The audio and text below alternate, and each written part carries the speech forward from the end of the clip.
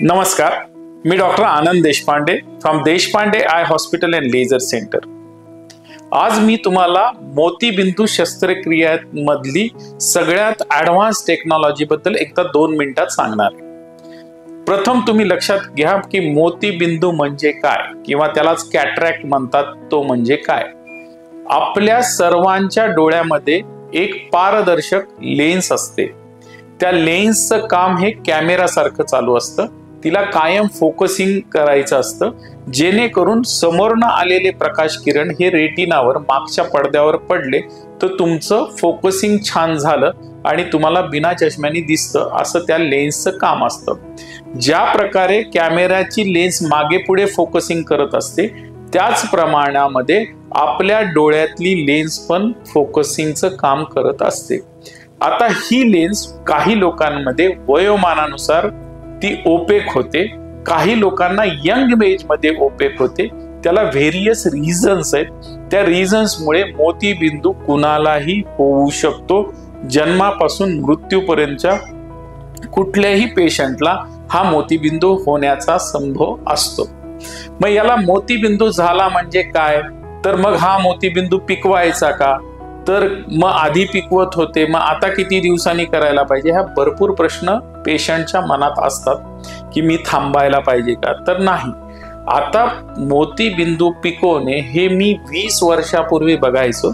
जेव्हा आम्ही government medical कॉलेजमध्ये मी स्वतः MS करायचो, त्यावेळेस आम्ही कित्येक पेशंट्स थांबा कारण की मोतीबिंदू पिकवायचो, कारण की तो काढण्याची टेक्निक वेगळी होती।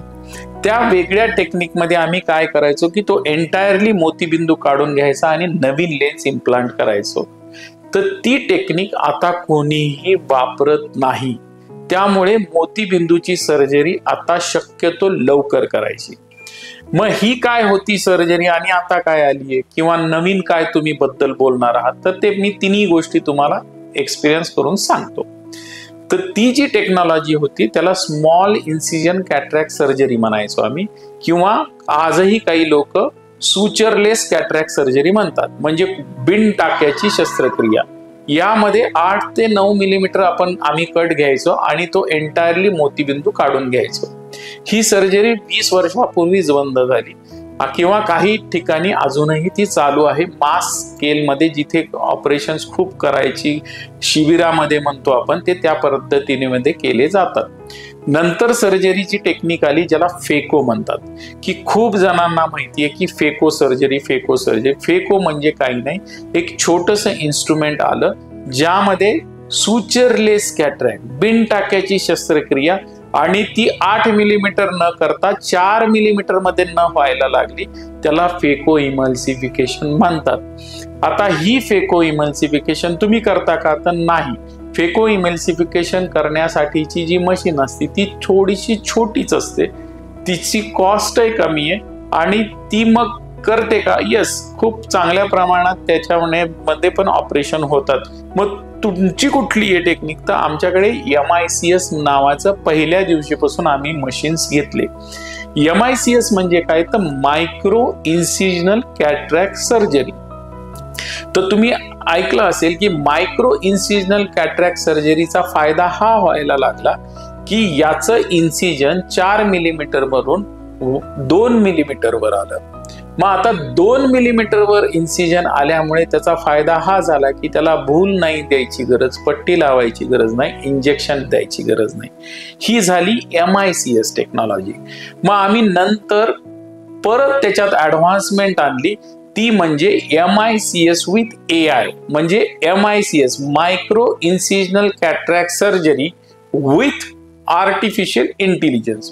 मग ह्या आर्टिफिशियल इंटेलिजन्सचं काय काम होतं कॅटरॅक्ट मध्ये, तर ह्या आर्टिफिशियल इंटेलिजन्सच्या कामामुळे आमचं काम सोपं झालं की तो डोळा तो पहिलेपासून तो ट्रॅक करतो, आणि त्या सर्व स्टेप्स ऑपरेशनच्या वेळेस मला माझ्या मायक्रोस्कोप मध्ये दिसत राहतात, ज्या मी एक एक स्टेप फॉलो करतो।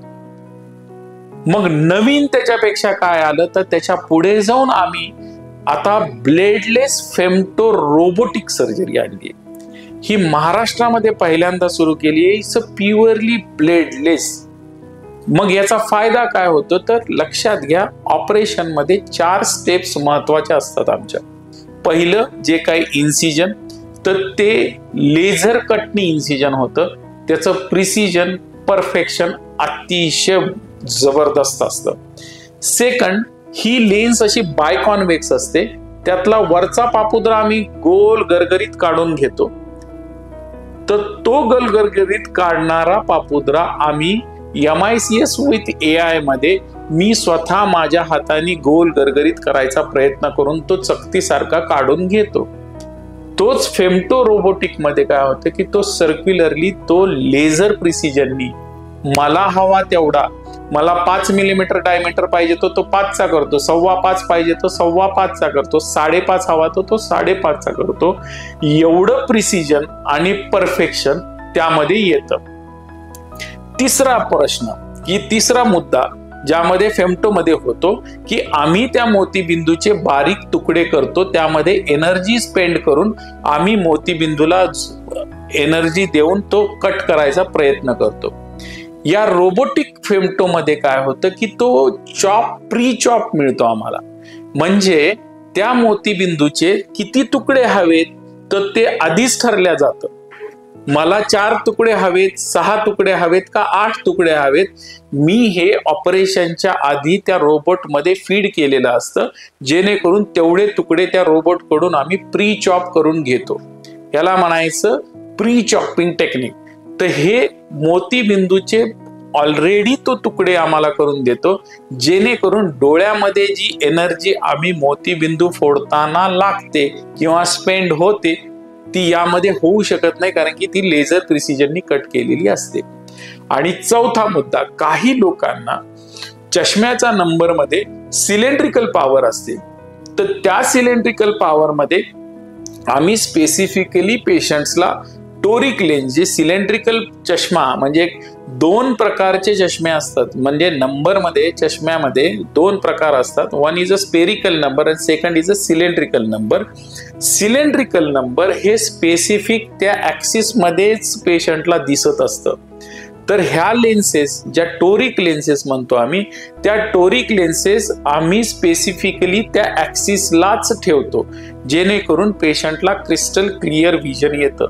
मग ह्या femto robotic laser cataract surgery मध्ये काय होतं तर हा रोबोट स्वतःहून सर्व इन्सिजन अशा पद्धतीने मॅनेज करतो की जेणेकरून पेशंटला सिलेंड्रिकल पॉवर 0 लागेल. कारण की त्याला एक आर्क्युएट इन्सिजन्स म्हणतो आम्ही, की जे कॉर्नियावर तो कट करत असताना त्याला जर आढळलं की ह्यामध्ये थोडासा सिलेंड्रिकल पॉवर जनरेट होतोय पोस्ट ऑपरेटिव्हली, त्या केसेसमध्ये तो आर्क्युएट इन्सिजन मारून तो कम्प्लिटली न्यूट्रल करायचा प्रयत्न करतो. तर ही अशी रोबोटिक या फेमटो ब्लेडलेस कॅटरॅक्ट सर्जरी आज कुठेही नाही. तुम्हाला एवढी पारदर्शकता आम्ही पेशंट्सला, तुम्ही ग्लास थ्रू तुमचे नातेवाईक पेशंट्सला मध्ये सर्जरी होत असताना बघतील. या रोबोटिक्स प्रणालीमुळे अतिशय सेफ्टी आलेली आहे. पेशंट्सला परफेक्शन मिळू शकतं, पेशंट्स ग्लास फ्री होऊ शकतात आणि हवं ते. आणि ॲज ए सर्जन्स आम्हाला सुद्धा ज्या गोष्टी काही वेळेस जमू शकत नाहीत त्या आम्ही त्या रोबोट मार्फत करून घेऊ शकतो. आणि फायनली की हे सर्जिकल स्किलवरच आहे, तर याच्यासाठी भरपूर गोष्टी शिकाव्या पण लागतात. तर त्या शिकून आज आम्ही इतके तयार झालेलो आहोत. मी तुम्हाला एवढंच खात्रीने सांगू शकतो की ह्या ऑपरेशन टेक्नॉलॉजी नंतर तुम्ही कुठलीही चॉईस करा, Deshpande eye hospital and laser centre मध्ये जी आम्ही पारदर्शकता जपलेली आहे त्या आणि जी क्वालिटी ऑफ ऑपरेशन्स आम्ही करतो, त्यामुळे तुम्हाला आमच्याबद्दलचा चांगला अनुभव येईल. तुम्ही ह्या सर्व टेक्नॉलॉजींबद्दल आमच्या काउन्सिलर्सला भेटून तुम्ही विचारू शकता. काही प्रश्नांची अडचण असेल तर तुम्ही मला भेटून सुद्धा ह्या प्रश्नांची उत्तरे विचारू शकता. धन्यवाद.